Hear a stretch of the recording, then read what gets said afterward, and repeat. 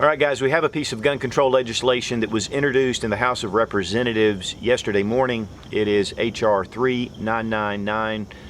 This is a co-sponsored bill by both Republicans and Democrats.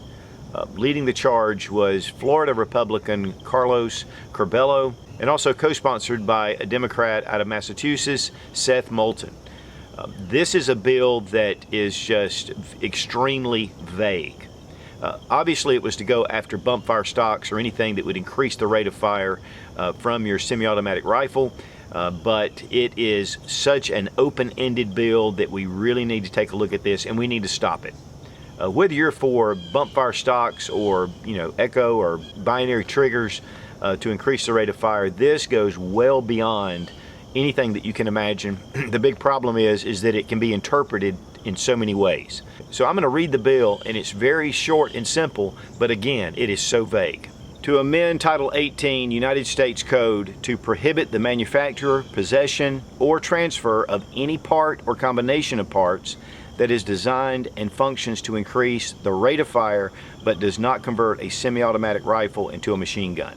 Again, the big problem here is that it is so vague.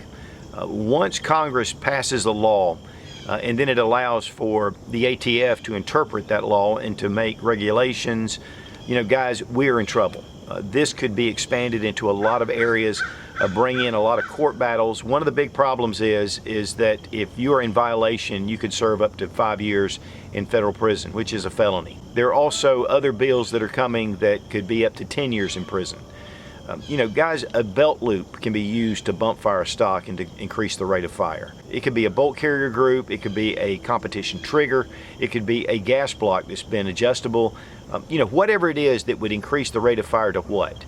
The problem is there is no standard rate of fire, and it's all about your technique, your finger, how much experience you've had. I can fire a semi-automatic rifle very fast. And so it's really important that whenever these laws do come about, that they are very specific. It doesn't mention bump fire stocks, it doesn't mention anything about triggers, it just leaves it wide open, and that is extremely dangerous. We've seen abuses in the past, and we definitely don't want to have that now. Even the original assault weapons ban listed per se each type rifle. They listed bayonet lugs, they listed muzzle devices, they listed pistol grips. They just listed all of these things that that they were prohibiting. And guys, honestly, if this bill were to pass as it is, I wouldn't know if I would be legal or not. I personally don't own a bump fire stock. I think they're a novelty, and they're fun to take out to the range, but as far as something that's really useful, I just don't have any use for it. I still don't think that they need to ban them. And what's really crazy is even Dianne Feinstein said that there were no laws, current or any that she could think of, that would have stopped the shooting in Las Vegas. 58 people were killed, about 500 were injured. Not all of them shot, but a lot of them were just running around in stampede or whatever, trying to get away from the gunfire. When we had a terrorist that took a large truck in Nice and ran through a crowd and killed 86 people and injured over 400. The thing is what are we going to do? We're going to ban trucks next? It could have been a lot worse. So, it's not the device, it's not a mechanical thing, it's the person. Evil is evil, and there's no way to legislate morality, and yet all this does is it restricts free men. And two, it could actually possibly lead to a felony for a lot of law-abiding citizens that just are carrying on their everyday activities. Guys, you need to call your congressman, you need to call your senators, and we have got to stop this. I'm going to have a whole list down below of all those that are co-sponsoring on this bill, the 10 Republicans, 10 Democrats, and I think now some have added on to that.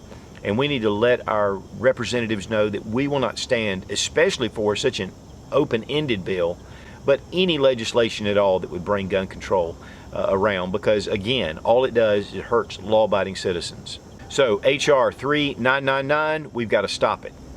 There's a lot of different ways that you can do it. Obviously, email, calling is even best, getting on the phone, letting your congressman or your representatives know, and also go ahead and start hitting the Senate and just let them know that we will not stand for any type of gun control. Guys, this bill is vague, vague, vague, and we need to know the rules. If we don't know the rules, then we won't know how to stop it. We won't know how to be compliant. and we've got to stop this kind of legislation. Guys, down in the description below, I'll have a list to the link. I'll have a list of all the congressmen and senators that are signing on to this bill. And I'll also have a link where you can go and find your congressman and senator and get in touch with them. One great source is PopVox. You can go and oppose or support different bills. And if you type in HR 3999, you can get on there, oppose it. You can actually compose a letter, and they will send it to your representatives. So to me, that is a great resource to be active on these kind of topics. Now, there's definitely been a lot of controversy around the NRA and their decision to point toward regulation rather than legislation toward the bump fire stocks. There's a lot of different theories out there. A lot of people are saying, it was a strategic move to keep them from going to legislation. Chris Cox himself said that these items need to be regulated, which I was not too pleased about. But I'm going to tell you what, guys, and I have been a little bit upset with the NRA over the past week. But one thing that I want to stress is that the NRA is our biggest voice. It's our best hope. There are a lot of other gun organizations out there, but none that can really do what the NRA can do. So guys, before you jump ship, let's work to change the things that we don't like. And that's what I'm going to do. And, abandoning the NRA really is abandoning some of our best hope. Am I pleased? No. Are you pleased? A lot of you are not. But we need to stand together, because if we're divided on this issue, we're going to fall. And we've got to push through. This is way too important to play around with right now. Be strong. Be of good courage. God bless America. Long live the Republic.